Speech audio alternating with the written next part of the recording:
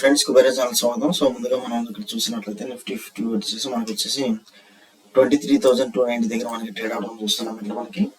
So దగ్గర దగ్గర మనకి 2% మనకి చేంజ్ అనేది చూపిస్తున్నాం. మేజర్గా ఏంటంటే మనకి ఏంటంటే నిఫ్టీ 80 ఏదైతే ఉందో అది వచ్చేసి బాగా మనకి అవుట్ పర్ఫార్మ్ అయితే చేసింది ఇక్కడ మనం చూడొచ్చు. అండ్ మన ఈవెన్ స్మాల్ క్యాప్ కూడా మనకి మంచిగా పర్ఫార్మ్ అయితే చేసింది 23,290. కాకపోతే మనకి ఇక్కడ గిఫ్ట్ నిఫ్టీ చూసినట్లయితే మనకి దగ్గర దగ్గర 23,250 దగ్గర ట్రేడ్ అవుతుంది.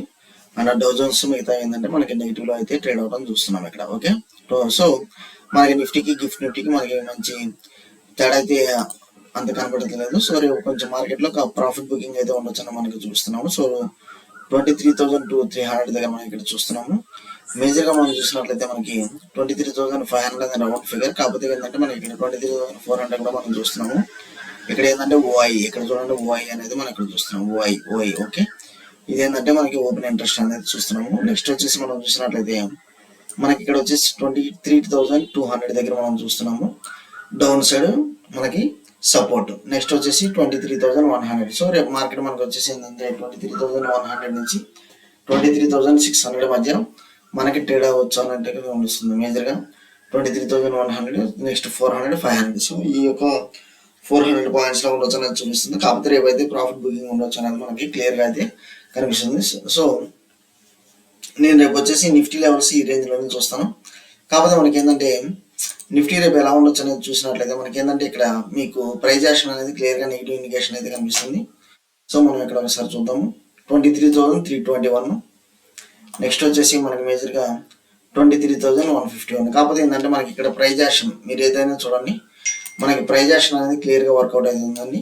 ఏదైతే మనకి ప్రైస్ యాక్షన్ ఉందో సో ఇది వచ్చేసి మనకి ఇంకా డౌన్ సైడ్ వెళ్ళే ఛాన్స్ అయితే కనిపిస్తుంది. సో నాకు ఇది రేపు ఎప్పుడైతే మనకి ఇక్కడ రెడ్ క్యాండిల్ ఫార్మేషన్ అవుతుందో, ఒకవేళ ఫ్లాట్ గా ఓపెన్ అయితే మాత్రం నేను సెల్లింగ్ సైడ్ అయితే క్లియర్ గా వెళ్ళిపోతాను.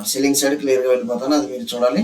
23,151 అనేది నాకు ఫస్ట్ టార్గెట్ కనిపిస్తుంది. నెక్స్ట్ టార్గెట్ వచ్చేసి దగ్గర దగ్గర నాకు 23,050 అనేది కనిపిస్తుంది. ఓకే, సో బ్యాంక్ నిఫ్టీ చూసినట్లయితే ఒక రెక్టాంగులర్ ప్యాటర్న్ అనేది ఇక్కడ కనిపిస్తుంది మనకి బ్యాంక్ నిఫ్టీ వచ్చేసి.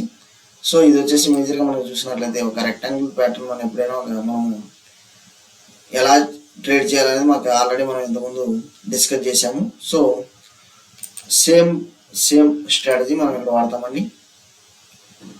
సో 49,900 నుంచి 49,690 అంటే 200 పాయింట్స్ మనం స్టాప్ లాస్ పెట్టుకుని ఒకవేళ అప్ సైడ్ బ్రేక్ అయితే మాత్రం ఇది స్టాప్ లాస్ పెట్టుకుంటాను, లేదా డౌన్ సైడ్ బ్రేక్ అయితే మాత్రం ఈ పైది స్టాప్ లాస్ పెట్టుకుంటాను. ఓకే, సో మనకి డౌన్ సైడ్ బ్రేక్ అయితే మాత్రం నాకు దగ్గర ఈ లెవెల్స్ దాకా 49,232 లెవెల్స్ దాకా కనిపిస్తుంది. అది మీరు ఒకసారి చూడాలి. ఓకే, సో దగ్గర మనకి వచ్చేసి 200 పాయింట్స్ మనం కాదనుకుంటే 1:3 అనేది కనిపిస్తుంది. Okay, so bank Nifty levels క్లియర్గా ఉన్నాయి. మనకి ఏదైనా క్వేరీస్ ఉన్నా మనం వాట్సాప్ గ్రూప్ ద్వారా పింగ్ చేస్తాము. ఎవరైతే వాట్సాప్ గ్రూప్ జాయిన్ అవ్వలేదు వాళ్ళైతే వాట్సాప్ గ్రూప్ జాయిన్ అవ్వండి. ఓకే, దీంతోపాటు మనం అన్లిస్టెడ్ షేర్స్ కూడా రికమెండ్ చేస్తున్నామని. అన్లిస్టెడ్ షేర్స్, సో కొంతమంది ఎవరైతే ఇంట్రెస్ట్ చూపించారో వాళ్ళు కొంతమంది సబ్స్క్రైబ్ చేస్తున్నారు. సో మనం చెప్పిన రేటుకి ఇప్పుడు రేటుకి ఏంటంటే దగ్గర ఒక 15 to 20% వేరియేషన్ అయితే ఉంది. సో ఎవరైతే ఇంకా రావాలనుకుంటున్నారో, ఇన్వెస్ట్ చేయాలనుకుంటున్నారో మన అన్లిస్టెడ్ షేర్స్లో మీరైతే ఇన్వెస్ట్ చేయొచ్చు. ఓకే, థ్యాంక్ యూ అండి. Follow for important updates.